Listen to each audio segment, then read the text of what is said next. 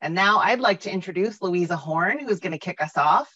Louisa is a past chair of the district leadership team, what you may know as past district governor, and is now the innovative club advocate team lead for zones 28 and 32. Welcome, Louisa and friends. Thank you, Leanne. Maybe I need an acronym. Do we have acronyms in Rotary? That might help there with that long title. But thank you so much. It's wonderful to be here, and it's been so fun watching all of the countries fly by on my screen. I saw them from all over the place. So it's wonderful to have such a wide range of people with us today, and we hope that you will enjoy it. I'll say we are in North America. However, you will see that we have looked at data and information from around the world. So we hope we're able to be relevant to everyone with what we're going to share with you today. So this is the second in a series. We'll do a little bit of a review coming up, but we're hoping that you will find today valuable and that you'll come back for number 3. It's a 3-parter, so you'll hear more about that later. So my job right now is to introduce the team. And so you've already heard who I am. I'm going to jump to Herb Klotz. Now, Herb has been very instrumental in the design and delivery of the first session in particular. He's not with us today. He's otherwise engaged, but he is the Zone 32 coordinator who has been very much part of this process and is a real data enthusiast. So he's been very, very much involved in everything that you're going to see today. I'd like to introduce Terry Weaver, who's the Zone 33 coordinator. Terry, why don't you tell us a little bit about who you are? Thanks, Louisa. I'm the Rotary coordinator for Zone 33, which stretches from the state of South Carolina in the United States up the Atlantic coast to Pennsylvania. And now I'd like to introduce Doug Logan. Hi, everybody. Doug Logan. I'm the Rotary coordinator for Zone 28. Rotary coordinator is basically a membership champion for a particular area. And in my case, Zone 28 is pretty big. It stretches for all of Canada, except for Vancouver Island. It includes the state of Alaska, plus a few areas of the northern part of the United States. So I get to communicate with people through 6 time zones, which you'll appreciate makes for interesting meeting times. So just a quick summary of what we've been doing and what we're planning on doing. Many of you will remember the first session that we did with basically Herb Klotz, talking about the study we did, which helped us discover the 5 attributes of successful clubs. In this session, Terry is going to take us into a bit of a deep dive into the data and how the data and using data will help us determine the most appropriate strategies for us to follow in our individual clubs. And the next session, Louisa and I will take you through a process of deciding what strategies you ought to follow and what you can do to improve the experience and the success of your own club. So just a quick review on why we're focusing on membership and why we're focusing on growth. People like to think about Rotary as a service organization, and that is true. But the truth also is that if we don't have members to deliver that service, we're not going to have the impact that we want to have. So really, we would like you to think about Rotary as a membership organization. And if we can get membership right, if we can keep people engaged, if we can grow, new members, more members is going to have a real dramatic impact on our ability to serve. So new members equals greater impact. And now just a quick review of what Herb talked about in the last session and a summary of why these things are important. So the first is the successful clubs had strong leadership. It goes without saying, and I've seen that over and over and over, the impact that leadership has on what any organization is able to do. So strong leadership, but it was a particular kind of leadership that people demonstrated. And that was like a servant leadership, where the membership of the club, the community is what drove what the leaders did. The other attributes is that these clubs had many events and projects that they were engaged in. They did lots of different things, and their projects tend to happen throughout the year as opposed to just one event. In addition to that, they were visible in the community, using social media and other resources to get the word out about who they were and what they were doing. So in addition to being active in the community, they were seen to be doing in the community. They established clear goals and had membership plans. A very high percentage of those clubs were goal-oriented. And then finally, equally importantly, they were active and intentional about engaging their members. That's great, Doug. I think those attributes are so important, and hopefully everyone that didn't attend the first session will have an opportunity to see the recording so they can understand that. But I'm curious, today we're going to be diving into data. We've just seen those wonderful attributes, but I'm curious, how is this data going to help us as an organization? The best way for me to answer that is to start by telling a little story. A number of years ago, I was the executive director of a social service agency that was community-based, and our focus was to provide services and supports for people and families of those people who had disabilities. One day I was having lunch with another executive director, and we got into an argument because he was telling me that, and what he said to me was, if you can do it, you can measure it. And I reacted to that because I thought to myself, and I said to him, well, how do you measure caring? You can't measure caring. And he kept insisting if we could do it, we could measure it. The lunch ended without us resolving the question. And as I was driving back to my office, it hit me, and a question came to me. If I can't measure it, does that mean I'm not doing it? And that started us down a path of having a hard look at what we were doing and how we could actually keep track of what was happening and the quality of the services we were providing. And it ended up having a dramatic impact, not just on the type of services we provided, but our ability to grow and serve even more people. So I will turn it over to Terry and ask the question, what does data mean to us in Rotary? Thanks, Doug. Well, as you made the point clearly, any organization needs to measure and understand its gains and losses. Now, that's whether it is tenants in a rental property, or perhaps customers of a commercial company, or in our case, members. Is our base shrinking or growing? And exactly how fast?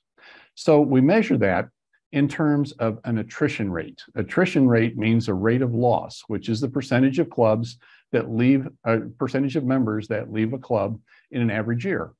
And that would be, for example, a 40-member club has 6 terminations in a year. That's a 15% rate of loss or attrition rate. Now, most of the past data you've seen on termination rates in Rotary has been focused on retention. I want to make the point that these are the same measurement. Retention is just 100% minus the attrition rate, or vice versa.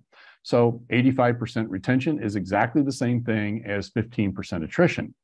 The difference is, if I'm the president or the membership chair, it doesn't do me any good to know how many members I'm likely to keep. That's interesting, but not useful information. What I need to know is how many members am I likely to lose and therefore need to replace. That's your attrition rate. Then there's your attraction rate. Your attraction rate is the rate of gain.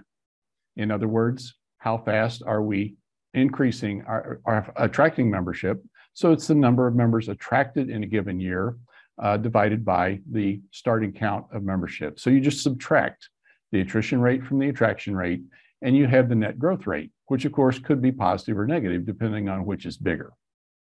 So let's talk about some of the realities in a membership organization. As I mentioned, I've analyzed membership trends from our entire zone in North America, 846 Rotary clubs, almost 1,000. And I'll grant you that I am a recovering engineer. I spent most of my career managing large businesses for shareholders and looking at this kind of data in the big picture. And engineers, of course, love to roll around in a huge data set like this. Now, I've since acquired data for the entire world. I have the data on 40,000 Rotary clubs across 530 districts. So here's what we learned. The first is that it's not true that all Rotary clubs are shrinking. Now, we've heard that Rotary has been declining in membership worldwide up until this past year. It's also true that North America has been declining in membership, but it's not true that all Rotary clubs are shrinking. I also learned that attrition is real. Now, I knew this from my business experience. Organizations lose customers. Membership organizations lose members, and at remarkably consistent rates year to year. Our average across the globe is round numbers 15%, which is also round numbers the average in all of North America, about 15% attrition. And you might say, gee, that seems to be real high, Terry. Well, you'd think that if you didn't realize that the average trade association, for example, in North America, loses members at a rate of about 15% a year. The average insurance agency, think property, casualty, life, somebody like Allstate, State Farm, they lose customers at a rate of about 16% a year. And even a cell phone provider, where you have people pretty much locked into 3 years of payments on a phone, they turn over customers at a rate of about 13% a year. So what do all those folks have in common? What they have in common is, first of all, they know that number, and secondly, they got over it. Get over it. We're going to lose members each year, and so we need a business strategy or a membership strategy that consistently refreshes our membership base, all the while doing absolutely everything we can to keep all the members that we have. So what I learned is that these attrition rates year over year are remarkably consistent. If I look at a 3-year average attrition rate for a Rotary club, I can pretty well predict that that same number of terminations is going to happen in the coming year and probably the year after that, unless something dramatically changes. Now, retention is essential. It's absolutely important. Every member you keep is a member you don't have to replace. But watch this. It is highly overrated as a growth strategy. You cannot retain your way from 20 to 25 members. New member attraction is the key to not only growth, but even holding your own. So unless something changes, what I learned is that if a club has been growing over the past 3 years, say 2019, July 1st to 2022, July 1st, that 3-year window, the clubs that grew during that 3-year window have an 80% likelihood of continuing to grow. Success breeds success. You've heard that before. Now, similarly and sadly, a club that has declined over the past 3 years will continue to decline at about an 80% likelihood. Success breeds success, and sadly, failure also breeds failure. So then there are the clubs in the middle, say plus or minus 5% net gain or loss over a total of 3 years. And they're kind of holding their own. And I call that a fragile balance. And here's why. If your club's objective is to hold its own, basically a break-even strategy, when we want to hold our own at 25 members or 40 members or 60 members or whatever that number is, okay? Well, if that's your idea and your strategies are focused on just break even, you'll rarely overshoot that. Be highly unlikely for a 60-member club whose objective is breaking even to say pop up to 65. It just won't happen. You just stop attracting people when you think you have the goal in sight. But regularly, clubs fail at that break-even strategy. It's not uncommon at all for a 60-member club to end up at 57 or 58. And if you do that enough years in a row, you'll be at 50. So there's some common patterns among clubs. And I thought I'd just walk through these with you because they really are almost a signature, if you will, of a club's attrition attraction attributes. There's the low attrition club, a club at least in North America, below 10% attrition. Now, I'll come back and talk about those attrition rate thresholds. There's also the high attraction rate club.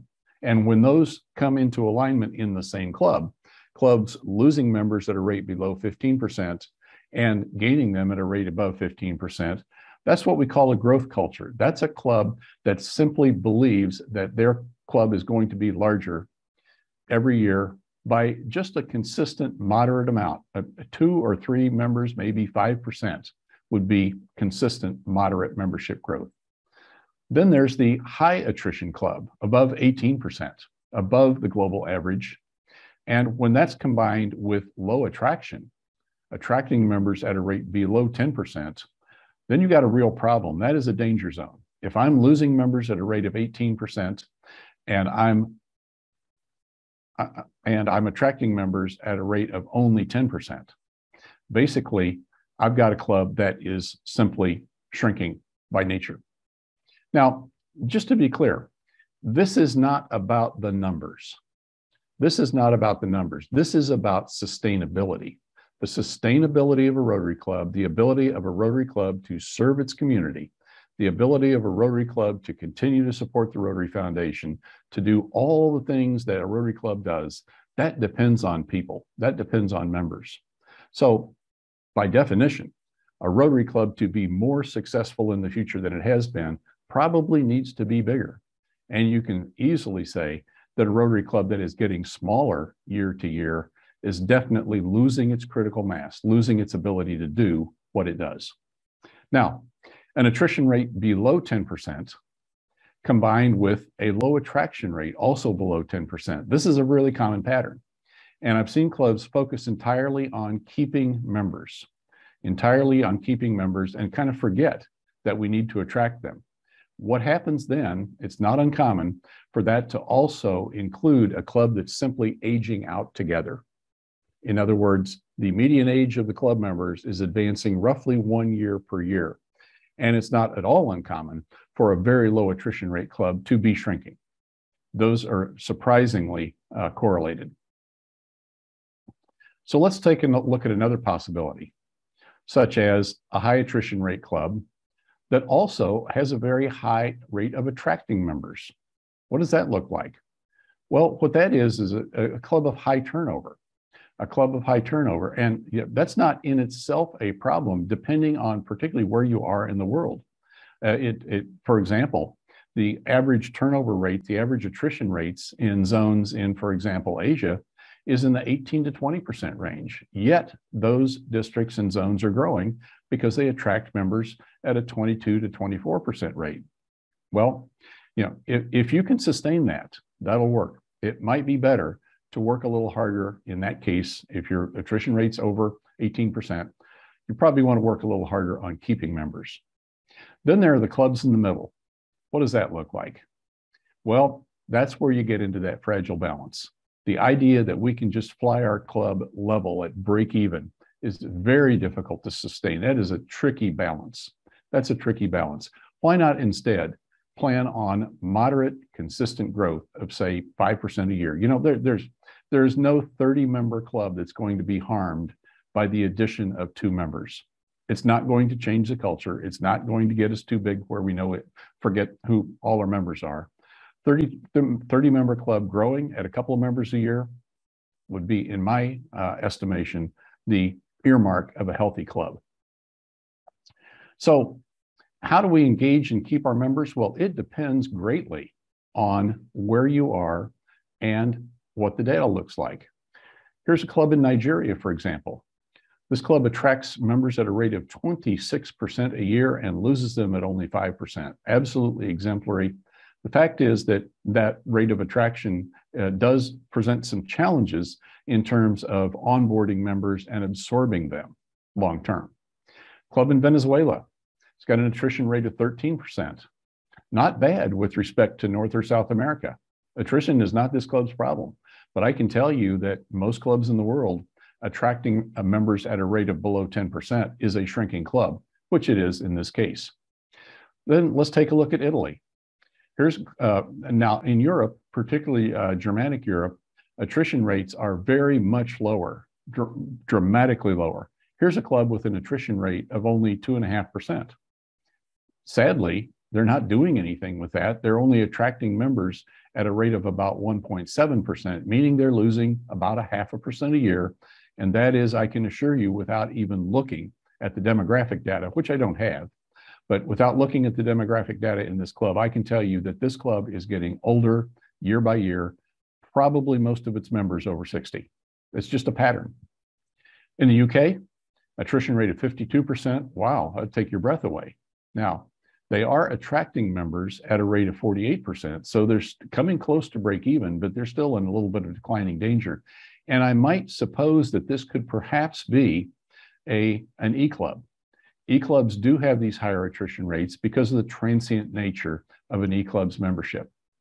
And then here's a club in India, 12% attrition, exemplary, excellent, 17% attraction, certainly a rate that you can accommodate in terms of adding members to the club. I don't have the member count here, but this would basically be a 20-member club that's grown to 24 in the course of a year. And then finally, Lithuania. Here's a club, again, attrition rate of 5.5%, doing a great job of holding on to members, but they just don't ever invite anybody to join. So like the sample club, now these are individual clubs, not districts or zones. It's like this sample club in Italy, exactly the same story. The club in Italy, the club in Lithuania, I bet you if you swapped those clubs, just somehow magically transported one club from one place to the other, nobody noticed the difference on either end because they pretty much act just alike. I can see that in the data. So here's some essential lessons I'd like to leave you with. First, that attrition is real. Now, the global average in North America, as I mentioned, is almost 15%. The North American average is just north of 15%. And then here's this idea of best in class. Best in class, at least for North America, seems to be right at 8 to 10%. And I say that because I have poured through this data over 5 years. And in almost any district, I rarely see attrition rate better than about 8 to 10%. That's about as good as it gets on a 3-year average basis. So I'm saying to myself, Terry, that must be a club that's really good at holding on to members. In other words, that must be about the life happens level. That must be the level at which neither the members or the club could really do anything about that termination. People in North America are mobile. It's a mobile population. It's a transient workforce and getting more that way. And so, people change jobs, people relocate, things happen, health issues, et cetera. And that balance seems to be at about 8 to 10% a year. So here's the lesson from that. A club with a lower attrition rate in that range in North America really can't improve much by working harder at holding on to members. You're already there. You're doing as well as can be done. Double down on what you're doing to keep members engaged, to keep members in the club. On the other hand, since you can't improve much by working harder on attrition, if your club is not growing, you're going to have to focus rather on attracting members. Now, I mentioned that these numbers are different. In Germanic Europe, for example, Germany and Switzerland, there are 3 zones in Germany and Switzerland that have unbelievably low attrition rates. And in those countries, the life happens attrition rate, the best in class, is, believe it or not, right about 1%. 1%, which also happens to be almost exactly the mortality rate in most clubs in the world. Most districts in the world lose about 1% of their members to death each year. So remarkably great job of holding on to members. Sadly, those same districts are not doing much with that advantage. They're not meaningfully growing.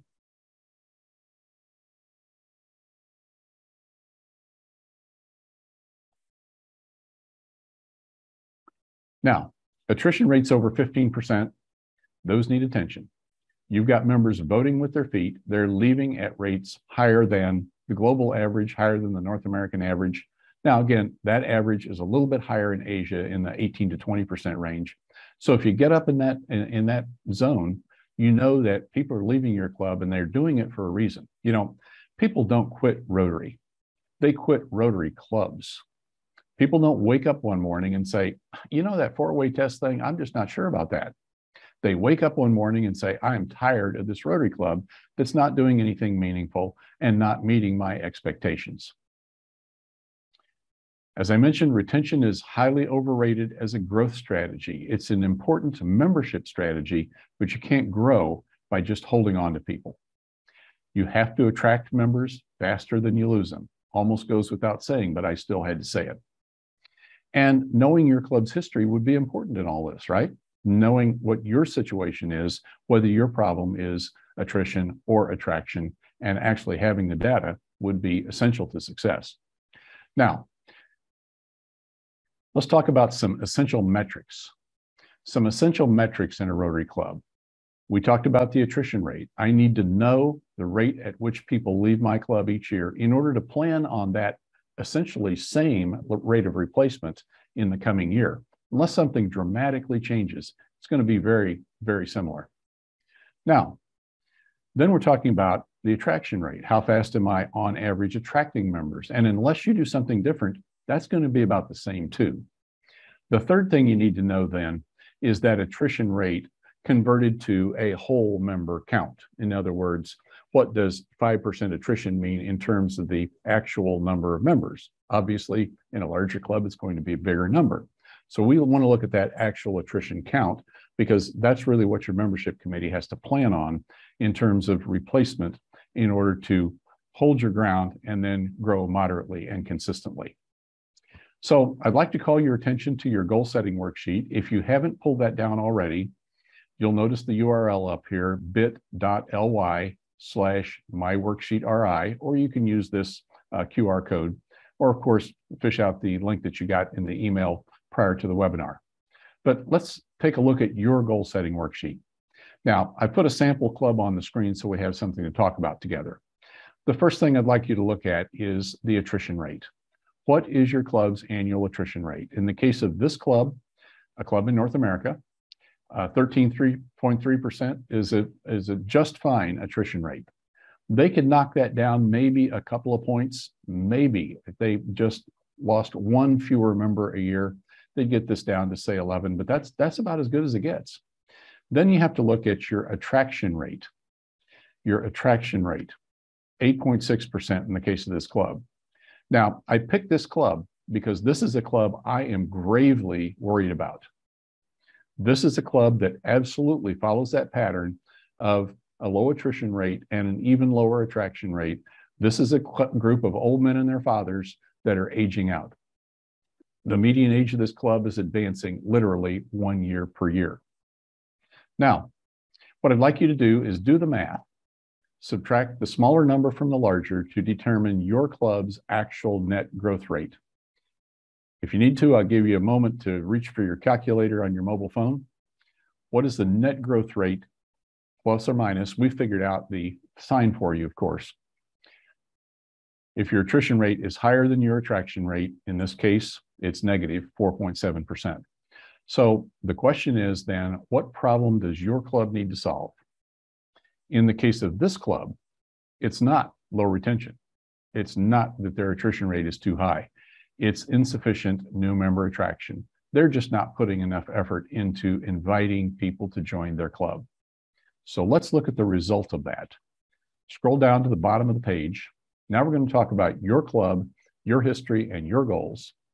And the club on the screen, for example, they've managed their way down from 39 to 30 members over the course of only 4 years, 39 to 30 over 4 years. And I say managed their way because the leaders of this club chose and executed the strategies that caused this to happen. There's not an external environment that caused this problem. Even a pandemic didn't meaningfully change our attrition rates. It did slow down attraction in many clubs. So the question is, how did these guys get here? And I say guys because this is largely an older male club.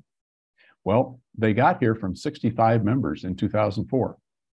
They've literally managed their way down from 65 members to 30 members since 2004, 18 years. The year just before this 5-year graph looked like this. They were at 42 members. They were at 42 members. So let's put a little trend line on this. The trend line is a decline rate of exactly 2 members a year, which is interesting because in my work and rolling around in this data for 5 years and looking at the characteristics, particularly of shrinking clubs, they almost all decline at a rate of 2 members a year. I'll say that again. When clubs are on this decline path, we think it's okay to be a couple of members smaller than we were the past year. It's almost exactly 2 members a year. So I've concluded that that's within the threshold of pain. That is simply small enough that it doesn't get anybody's attention, that it doesn't make it worth doing anything different.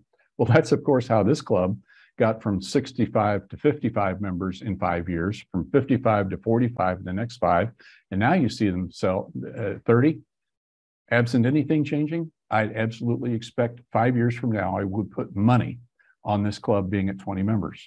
That's just the track they're on. Now, let's take a look at your club's goals.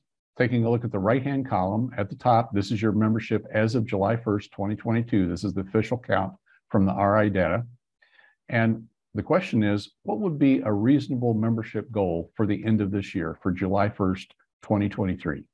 What would be a reasonable net gain of members in your club? Say 5 to 10%, nothing flashy.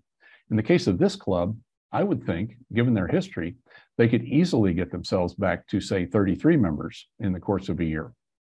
So what would then be the number of members in that third cell, C? How many members would it take just to accomplish the growth if nobody left? Now, that's not going to happen. But if nobody left, what would that take? In the case of this club, to get from 30 to 33, that's going to take 3 members. Then the next cell is the most important number on the page. How many members on average has your club lost over the past 3 years annually? Annual attrition over each of the past 3 years. In this club, it averages 5, which is about right. 13% attrition rate, roughly 35 member club. That's about 5 members. So then the question is, what does the membership committee need to be working on? What does it take to grow this Rotary Club from 30 to 33 while replacing the 5 additional members who are likely to leave the club this year? And that number, of course, is 8. Now, I can tell you that this club has not, in any recent history, ever attracted 8 new members a year. That's how they got in this problem.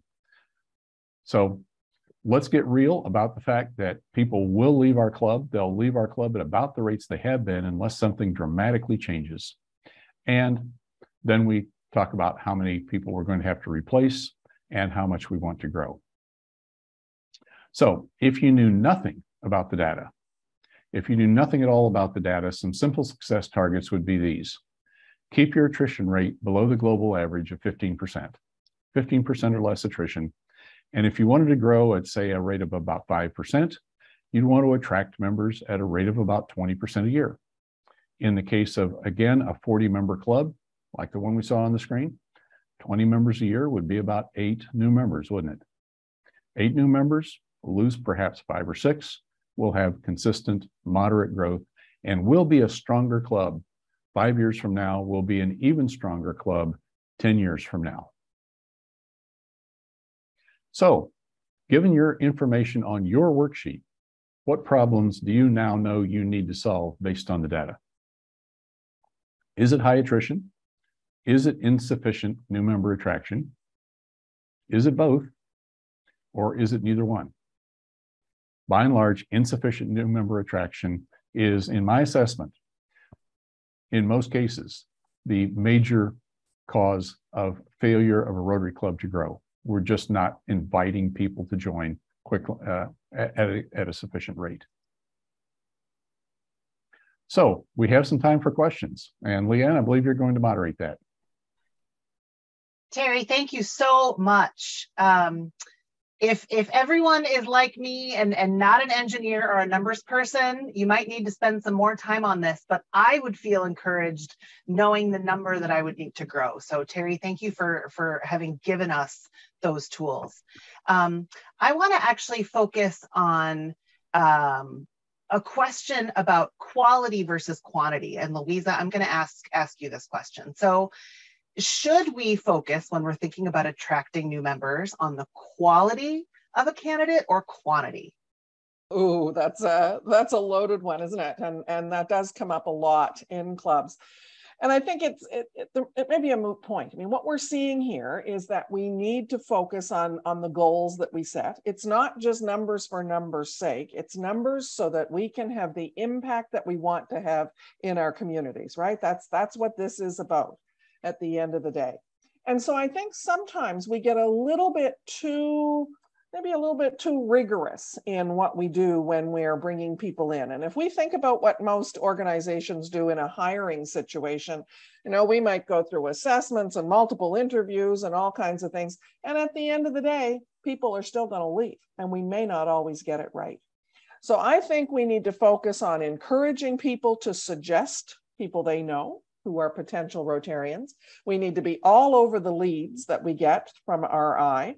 And we need to trust that if people are recommending others, and trust that if people are putting their hand up and saying they'd like to be part of the organization, we should be welcoming them and not quite so worried on what maybe was a past focus that got a little too heavy-handed in thinking about who's right. Absolutely, you want people that fit with your club, but you also, to be successful, we know that diversity is critical. But lots of lenses for diversity. And so I would suggest we need to be a little more open to who we're inviting at this point. Thanks, Louisa. Doug, we had a lot of questions about age in Rotary and age gaps between some of our seasoned members and young members. Young members feel like the only people who can lead are retired members with time. There's not a question necessarily in this, but it came up a lot. So do you have thoughts in leadership and how we bridge some of these differences in our clubs? It's actually, age is a very interesting question. Far too often, the perception that you have to be of a particular age comes primarily from people who are in that age.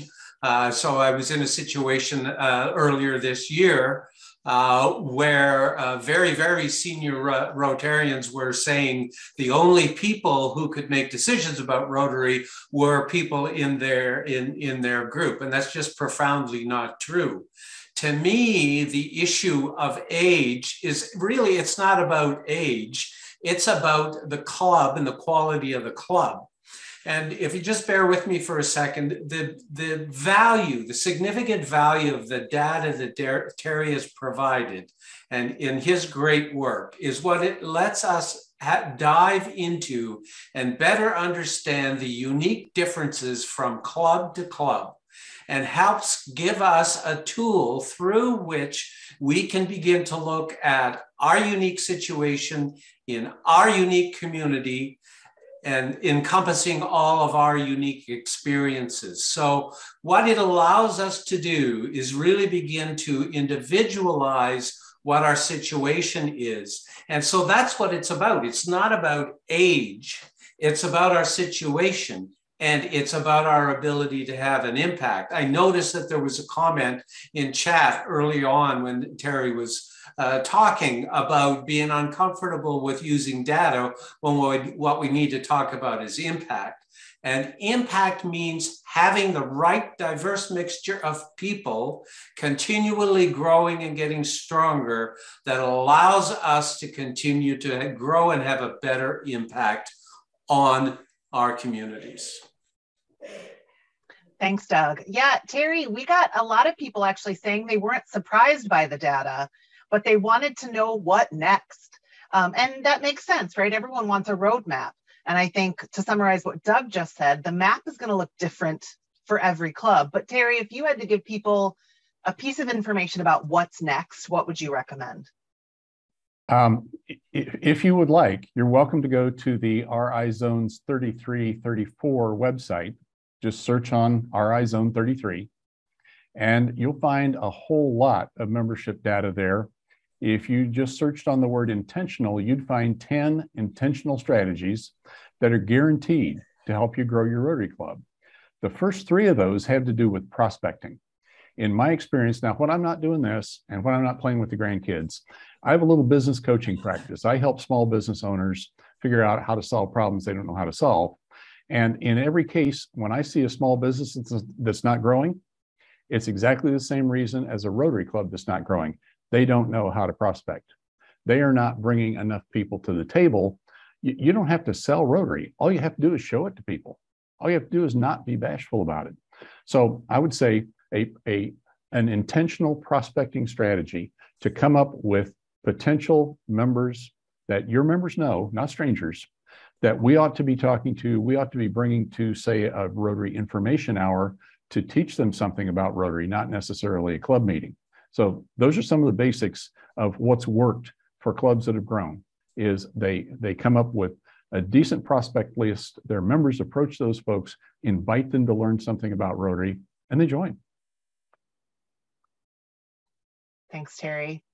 Louisa, I want to ask you a question about leadership. Doug talked about it a little bit with age, but how can we begin to think about leading in Rotary so that it's just not so hard? I know you approached your DG year differently, so maybe you can inspire others to think about this. Well, I did actually, and I chose not to use the title DG because I wanted to give the message that we were going to do things differently. And I think language is very important. So I chose to be called the chair of the district leadership team. And that's very important because part of what I was doing was trying to make district leadership irresistible. I spend a lot of times working with clubs on being irresistible. And I think the same thing has to apply at the district and zone level, that people need to see themselves as being able to do this work, whether they're working full-time, as I was, or doing lots of other things, family, all of those things that come first need to be able to fit. So from my perspective, the most important thing from leadership is that we need to share it. We often think I'm the president, I'm the DG, I'm whatever. I have to do all of this myself. We've got to get out of that. We have to share that and build the team of people who can use the talents and skills that they have to best move the organization forward. So I didn't do club visits to every club. Rather, I asked clubs, what's your need? What do you most need help with? And let's find the best person on our leadership team to help you with that, because it might not be me. It might be something that I'm not an expert in. So we need to think differently about how we lead our clubs and our districts and share it more so that people that are working full-time can do these things. It is about being able to be more diverse. That's the other piece that's critical. Doug talked about age, not that we don't want younger people when we said it isn't about age. Obviously, we want all different ages and all different lenses of diversity to be reflected, and our leadership will be a lot richer for it. Thank you, Louisa. Terry, someone wanted to know the Rotary average attrition and attraction rates. I know you talked about it, but can you cover those again for us, just so people can benchmark? Yes, globally, over the past 3 years averaged, globally, we have lost 14.6% of our membership each year. Now that's attrition. For the first 2 of those years, we had a net loss, and happily, this past year, we posted a net gain of, it's small, only 4,000 members, but it's better than the alternative. And so that's all blended into that 14.6% attrition rate. Our attraction rate, of course, is lower than that by about 1%. So historically, we have declined about 1% of membership globally, with the exception of this past year, which of course is part of that average. The North American average is 15.5%. And 15.5% is, easy math. You assume in a 40-member club, you're going to lose about 6 members. In a 100-member club, you're going to lose about 15. In my 200-member club, the same is true. We turn over an average Rotary club every year in order to maintain a membership of 200. We got over it. We figured out a way to attract that many members. Thanks, Terry. Someone asked, and I can provide the answer, and then I'm going to follow up with a question to all of you. Does data exist that tells us why people leave a Rotary Club? And recently, we have some pretty incredible data that tells us that there is a connection between satisfaction and retention, and that connection is comfort, and comfort with other people in your club. So Doug, I'm going to go to you and ask you how we begin to measure that. Again, if we are doing it, can we measure it? How do we measure comfort and the importance of that in a growing, vibrant club?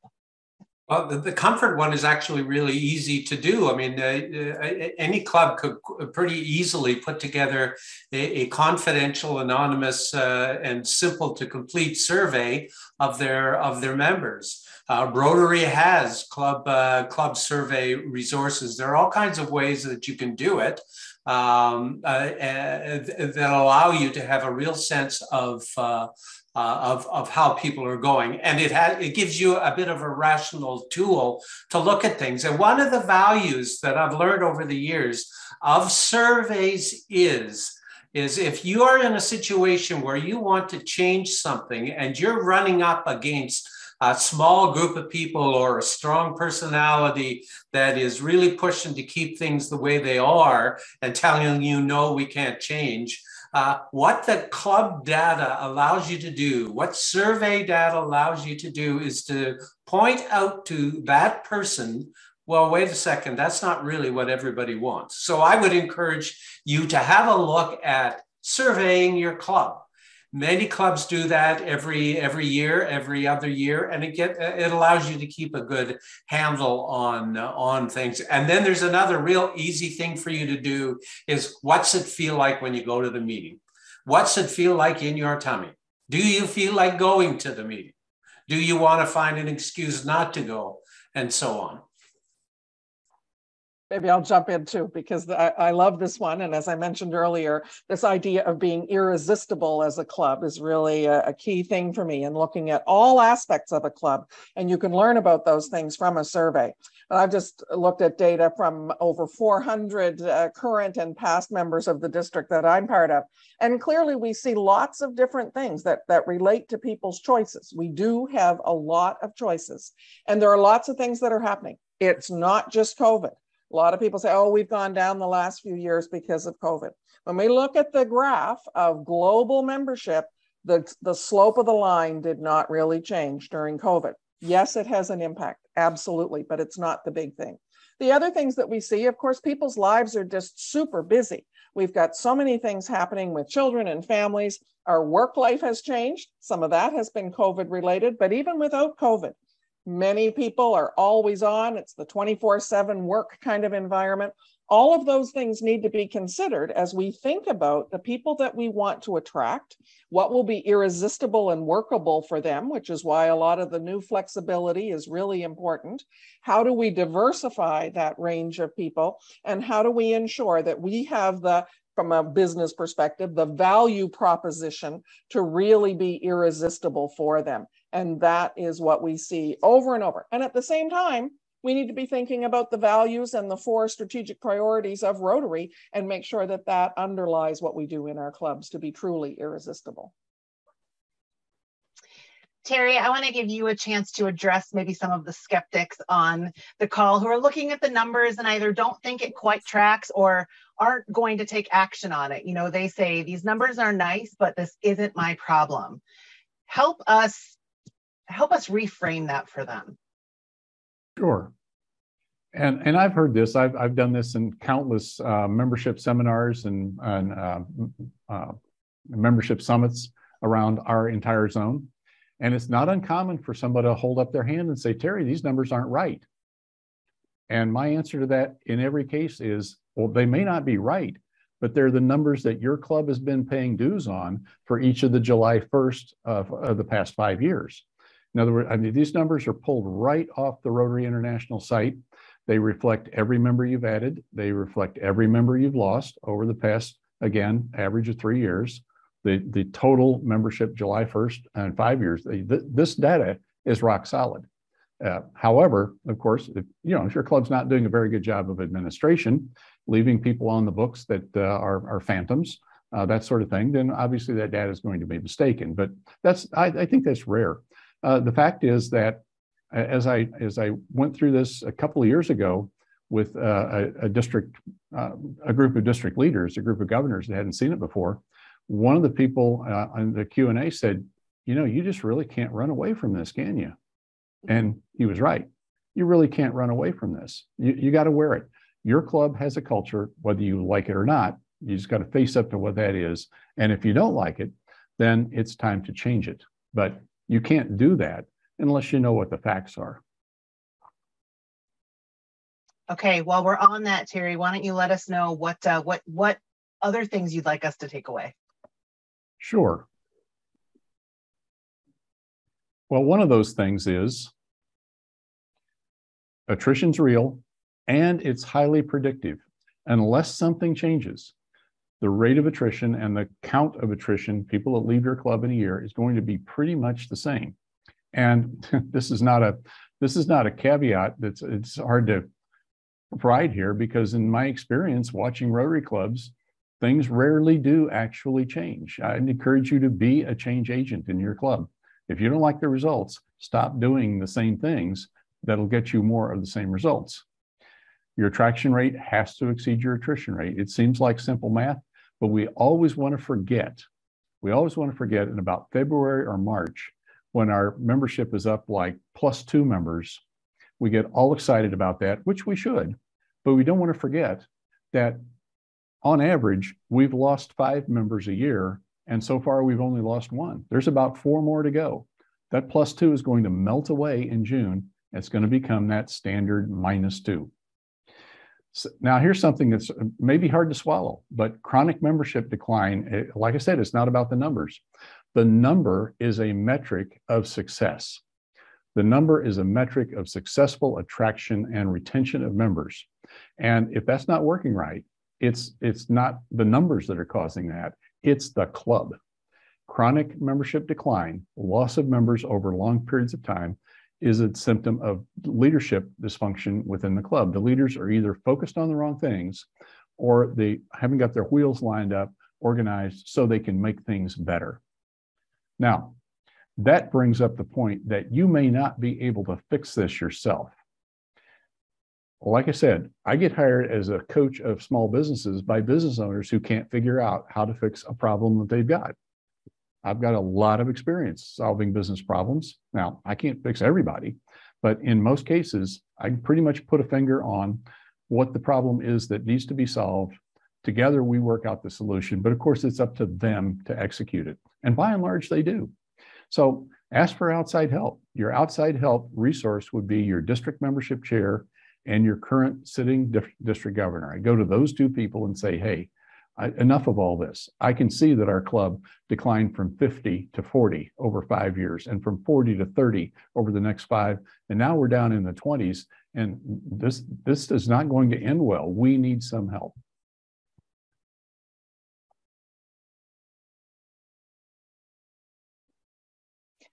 Thanks, Terry. I have the fun of giving you a little bit of a taste of what's coming. You have 1 more session.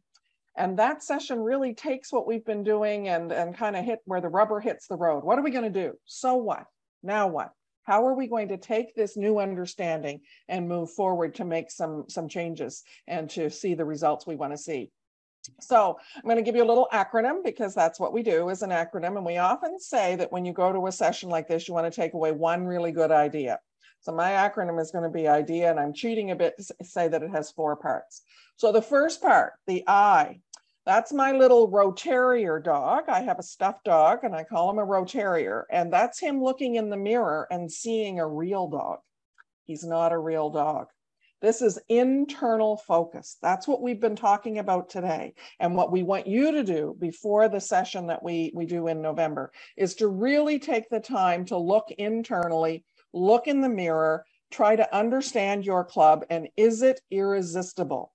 Does it reflect your community? Is it relevant? Is it living by the strategic priorities of the organization to know that you're providing the kind of service and having the impact and engaging people in the way that we all want to do. So internal focus is very critical. You've got the data to understand some things about your club that you may not have known before, and you can look at all of the assessments. We have so many great tools. There are assessment tools, health checks.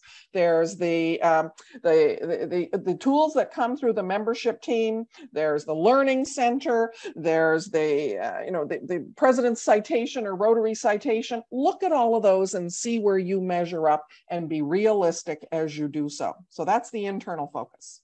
Next one, the D, external focus. Determine what's going on around you. What's happening in your community? What are the needs and the opportunities? Where are the gaps? Knowing what you know about your club from the internal part, how can you start to meet some of those needs and fill some of those gaps and have even more impact, right? So building partnerships, building those kinds of teams that you need to build to have greater impact. Then the E. The E is exploring the gaps and making some decisions about what you're going to do next. You used to talk about strategic planning a lot. I talk now about strategic doing. How are we going to take what we know about our club and what we know about outside of our club where we operate and make some choices and decisions about, again, how do we impact what we're doing as much as possible? How do we be as irresistible as possible? How do we imagine, right? Good one for this year. We're imagining Rotary being able to decide and to determine how we maximize that impact. And then the last one, here's my dog leaping in the air with action. Doug, what are we going to do from that one? So everybody, I have a big job for you to do right now. What I want you to do is take your hands and put them together like this. And what I'd like you to do with your hands together like this is to imagine that your left hand is where your club is at today, and your right hand is where you've determined you need to go. Okay? So now I also want you to imagine that those hands are being held together by an elastic. Slowly pull your hands apart so they're about shoulder width. And what I want you to sort of imagine is the tension that you would feel by stretching that elastic. That tension is the tension that you need to manage in the process of moving from where you are today to where you need to be tomorrow, to the end that you want to achieve. So I want you to be thinking between now and the next session about managing the tension, about stretching the elastic. And here's what I'd like you to do. Over the next few days, we are going to send you a summary of the IDEA. What I'd like you to do is to review that summary, to take a look at your membership data, with all of the data that was in the presentation that Terry presented. Maybe you want to review the whole webinar and Terry's presentation. Have a hard look at your club, your community, and where you think you want to go. Because next time, Louisa and I are going to take you together on a journey and through the process of stretching your elastic. Thanks, Doug. That's a great metaphor for thinking about the tension as we pull apart. I think some of us may have experienced that in Rotary before, that sometimes that happens, and how it can snap back on us, or how we can move forward and do some really great things. So just a reminder, I for internal focus, know what you're doing within your club and what your club looks like. Be real with it, right? Terry talked about that. Be real with that. The D, determine what's going on around you. The E, explore the gaps. How can you meet more of those needs? And the A, leap for joy in the air as you take action. So those are the things we're going to come back, as Doug said, on November the 9th. Please look at the data for your club. You have some homework to do, to really think about that. And you've got a bit more time now before that next one to do that, and to think about how you can make your club more irresistible and more relevant and increase your impact, right? And that comes only if we have the members to deliver. So yes, the data are critical. The impact is where that takes us. So we want to thank you very much. We hope we will see you on November the 9th when we're going to talk about the so what and the now what. And we hope we'll have more questions. You're going to receive some more information to think about that over the next few days. And we want to thank you very much. Carrie also mentioned, feel free to ask for help. Well, we're available to you too. I may regret this, but by saying that we will be happy to do presentations and to do sessions for you in your regions around the world. We will do everything we can to support the needs that you have to make sure that you're able to use all of this in the most effective way. So thank you again very much for joining us, and we will look forward to seeing you on November the 9th.